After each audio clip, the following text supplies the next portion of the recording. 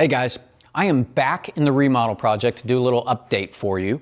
Been a little while since I've been in here, but we've had a few things we had to work through with it. I mean, you can see ducts hanging down behind me. It's a remodel, right? This isn't like my new construction custom homes. We've got stuff everywhere because, hey, that's remodel. I feel like I'm on one of the HGTV shows where they talk about all the crazy stuff that happens. This hasn't been too crazy. But what I do want to go through is, I think in the last video I was in here showing what the framers had to do with the ceilings and all that, joking about, as you can see behind me, we're down to the studs in this. This was going to be a pretty significant remodel reno, but there were rooms we were going to leave as is. Well, that all went out the window and we raised ceilings and we're doing all kind of things. So we're down to the studs everywhere. We're going to be doing full foam encapsulated insulation in this house and everything. So it's going to be really, brought up to speed with modern day things like insulation, the way ceiling heights are done, open concept. One of the, I don't want to say unique things, but one of the ways this was drawn up was that the garage was going to become a conversion. It was essentially going to become a second primary bedroom and bathroom. So we've got the old primary over on that side of the house.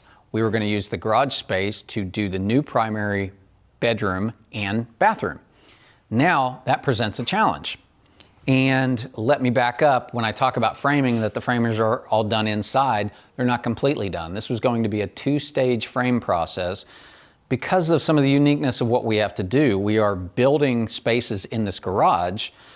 Well, the plumbing needed to get in place. The garage floor needs to be brought up to the flooring level of the rest of the house before the framers can come in and do what they need to do. So what we told them is, frame all your inside section of the house.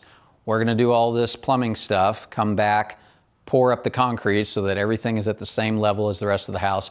Then you come in and finish the framing here in the new primary bathroom and bedroom. So I'm going to kind of walk through and kind of show you how some of this has worked out. Putting plumbing in a garage is a little bit of a challenge. And as a matter of fact, this is the back wall of the garage, or it's the back of the house. And so the bathroom for this space is on that back wall. So behind me, I'm going to turn the camera around. We have, as you see there, that's going to be for a couple sinks. There's going to be a shower over here, toilet there. And so this whole area through here is going to be the bathroom. Now, as I've talked about with plumbing, water supply is under pressure. So no problem getting water back here. You just run a water line, right? It could be a second floor. You could run the water line straight up. The water's under pressure. It will go up, no problem. Drains, however, use gravity to drain. In very unique circumstances, you can use a pump, but we're always trying to just use gravity. And the challenge here is that we're putting all these drains at the very back of the house. What do we connect them to? And so the plumbers came up with a good idea about, instead of going all the way through and trying to connect to somewhere in the house where we are jackhammering that much more concrete, we already did a lot here as it is, they said, hey, what we're going to do is we are literally going to run across the yard to the old primary bathroom. So this is the other side of that wall where that drain comes out. Couple clean outs allow you to get to the pipe to be able to clean them out. And you just see the backfilled mound there that turns and runs, and boom, turns into what is the back of the old primary bathroom. So I'm going to walk through here, and I will turn the camera around again. So back up a little. This is the old primary bathroom. You can tell by the awesome round window there that was over the tub. That's actually going to stay. We're going to have to move it up because that's going to be a shower there. And here's where they had to do a lot of digging out of the foundation. The drain was tied together down there. And that was the drain from the tub. And so next on our list, with all this dug out section of concrete, is we will send our concrete company in. They're going to send in their patch specialist, who is going to fill in all of these spaces where we have dug into the foundation. Speaking of digging into the foundation, let me turn the camera around one more time. What you see here is rebar. This is actually a rebar foundation.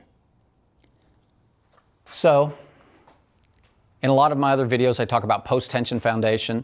If you're not in Texas, then, you know, I'll get you up to speed. If you haven't watched other videos, everything we do here for the most part is slab on grade, meaning slabs that are flat all the way across. And they're either rebar reinforced or they're post-tension. Post-tension is where they have big cables that run through them. After the concrete has sat for a week after pouring, they come out and they use the machine to put tension on the cables. It's a different way and helps distribute load a little different than just static rebar, which is just put in the concrete. But a lot of foundations are rebar, and that's what this is. And I will say the advantage I would say rebar has over post-tension is when you are doing this, when you are tearing up a ton of foundation, you just end up with some rebar. With the cables that are under tension, if you hit one of those cables and break it, it pops and it causes some issues, as opposed to this, just no big deal. It's some metal that's kind of in the way. So we will send the concrete guy in here to both fill in all of these areas of the foundation that we've dug out and tied in drains, as well as, let me turn the camera around here. This now is a new doorway, and if you can see here, concrete actually drops down. That is because this area that I'm showing you right here used to be part of the back patio. Now the wall has been moved back.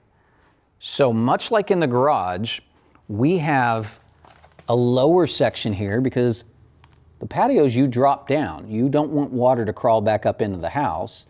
So what's going to happen is we will have the concrete company come back in, bring all of this up to the level of the finished floor. It will stop here where the door is, and the rest of the patio will be dropped down. We have the same thing happening in the garage. So as you can imagine, and if you've ever been in a slab on grade concrete house, when you walk out to the garage, you usually step down into it. About 1.5 inch drop at the minimum, but garages are also sloped so that water can run towards the garage door. So on this one, I'll show you, this is kind of the front wall, and this is where we only have, let's say, the 1.5 inch drop. But as we go back towards the garage door, that gets to be a bigger drop because we are sloping back towards that garage door. Now, speaking of the garage door, that's all going to become a wall with windows. So when I talk about having to do the framing in phases, what we've done here is as soon as the concrete guy comes back to fill in all of these areas that were dug out, he is also going to pour up this garage so that it is at the same level as the house. That back patio area that was, that we framed part of the house into now will also be brought up to level.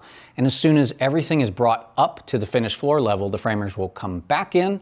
They will finish out all the framing that's going on here in this bathroom, this closet, anywhere else where we have to do some framing in here. And then we can move on to the other mechanicals, things like the electrical and the HVAC. And then after all those mechanicals are done, we can move on to the real fun stuff, the drywall, the cabinets, the tile, all that good stuff. So anyways, just wanted to give you guys an update of the remodel project. Coming along nicely. I would say within a week, we will have all of this concrete done and we'll be back in here framing, and I'll give you an update then. Appreciate you guys watching. See you in the next one.